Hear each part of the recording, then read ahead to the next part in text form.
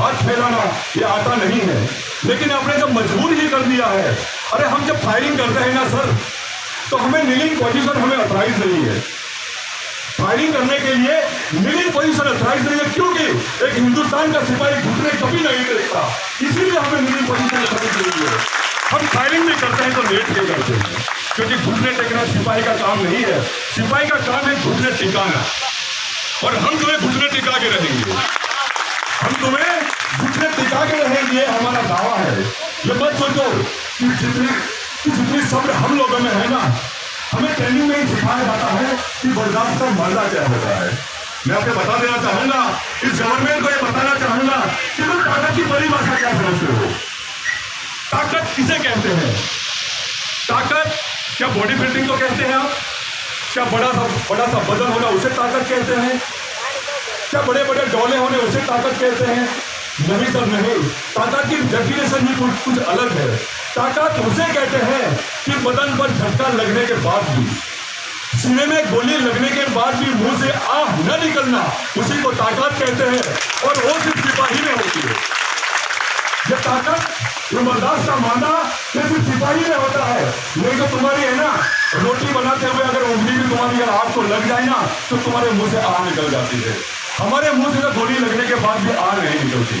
तो मैं ये बताना चाहूंगा गवर्नमेंट को, भारत सरकार को और गुजरात सरकार को ये बताना चाहूंगा, क्लियरिफिकेशन करना चाहूंगा मैं ये कि हम जो हमारी जो 14 मुद्दे हमारे हैं, जो मांग हमारी है, वो शायद आप लोगों को पता नहीं है कि हमारी मांग क्या है। इसीलिए आप हमें 15 दिन से हमें परेशान कर रहे हैं। लेकिन मैं बताना चाहूंगा कि हमारी ये मांगे नहीं है, हम आपसे कोई नई चीज अप्रूवल कर रहे हैं, आप अप्रूवल करने के लिए नहीं आए हैं कि साहब हमें नई चीज दे दो, आप ये नई चीज हमारे लिए अप्रूवल कर दो, आप ऐसी भीख मांगने के लिए नहीं आए हैं। हम तो हमारी जो मांगे संविधान ने दी है, जो 1947 से जो हमारी मांगे चली आ रही है, उसकी जो फाइल आपने दबाई है, उस फाइल को उठाकर करने के लिए हमारी इतनी मेहनत है। अगर हमारी चीज हमें अब, जो अमानत हमारी तुम्हारे पास पड़ी है, जो अमानत हमारी तुम्हारे पास पड़ी है, उसे लेने हम वापस आए हैं। क्या ये बनिए के पास अगर हम अपनी चीज को गिरवे रखें और हम लेने के लिए जाए तो क्या वो मना कर देगा? नहीं करेगा। अगर इज्जतदार बनिया होगा ना, तो हमें वापस कर देगा हमारी चीज।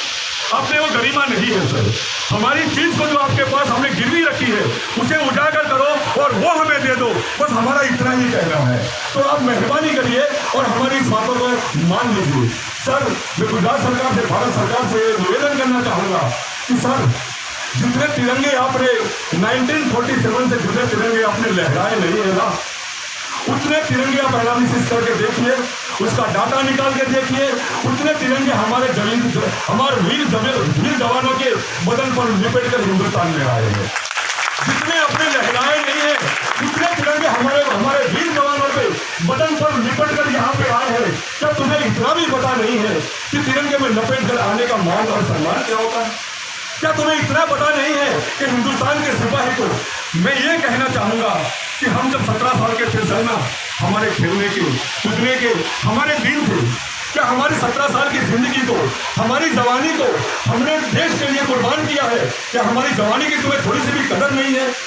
अरे जाके एक दिन एक मिनट अगर तुम वॉइस में निकाल के देखो ना, तो पता चलता है कि वहाँ कितने पापड़ बेलने पड़ते हैं बिना आटे के, कितने पापड़ बेलने पड़ते हैं और कितनी परेशानियां हैं।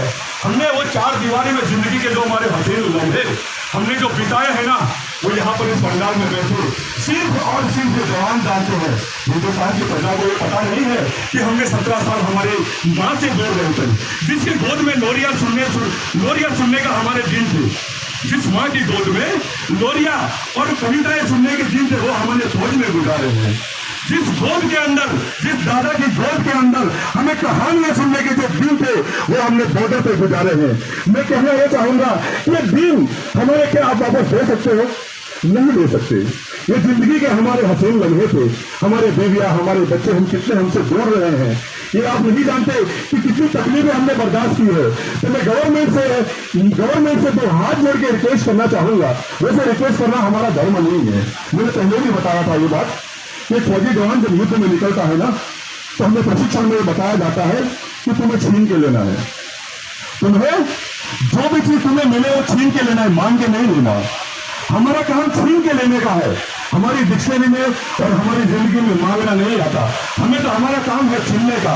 लेकिन हम हिंदुस्तान के सिपाही हैं, हमें अपने देश से प्यार है, अपने देश से मोहब्बत है, और देश की मोहब्बत की वजह से आज हम अपने डिसिप्लिन में और अपने दायरे में यहाँ पे बैठे हैं।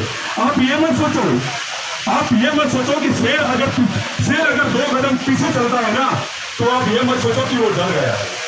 शेर अगर अपने शिकार से 2 कदम पीछे हटता है, तो ये मत सोचिए कि वो डर गया है। आप ये सोचिए कि अभी ये छलांग लगाने वाला है, अभी ये छलांग लगाने वाला है। हम डर के पीछे नहीं हटे, हम अपना गुरु बता रहे हैं। हम 2 कदम पीछे हटे हैं, इसका मतलब ये नहीं कि हम डर गए हैं। हम छलांग लगाने वाला है। और जब फौजी आदमी छलांग लगाता है ना, वो सिर्फ 9 फीट बीच का आपने देखा है, वो सिर्फ अपने प्रशिक्षण में देखा है, वो हमारी ट्रेनिंग में देखा है कि 9 फीट बीच को कैसे करते हैं। लेकिन वो हमारी ओरिजिनलिटी नहीं है। हमारी छलांग कहाँ तक होती है पता है? जहां तक हमारा टारगेट है। हमारी छलांग वहां तक होती है जहां तक हमारा टारगेट है। और हमारा टारगेट क्या है वो आप भी जानते हैं और हम भी जानते हैं। हम अगला अपना प्रोग्राम जो करने वाले हैं, वो हमारी छलांग हमारे टारगेट तक होगी। हम लेके रहेंगे, हम छोड़ेंगे नहीं। चाहे हमारा काम ये बलिदान होगा, हमारा काम ये शहीद होना। अगर हम यहाँ हो जाएंगे तो हमें कोई बात नहीं, क्योंकि हमने जिंदगी इसीलिए ली है इस देश के लिए कुर्बान होने के लिए। तो हमें कोई फर्क नहीं पड़ता। और फर्क तो उनको पड़ता है जिनको जिंदगी प्यारी है। अरे हमें तो मौत प्यारी है। हमें जिंदगी नहीं, हमने तो मौत को गले लगा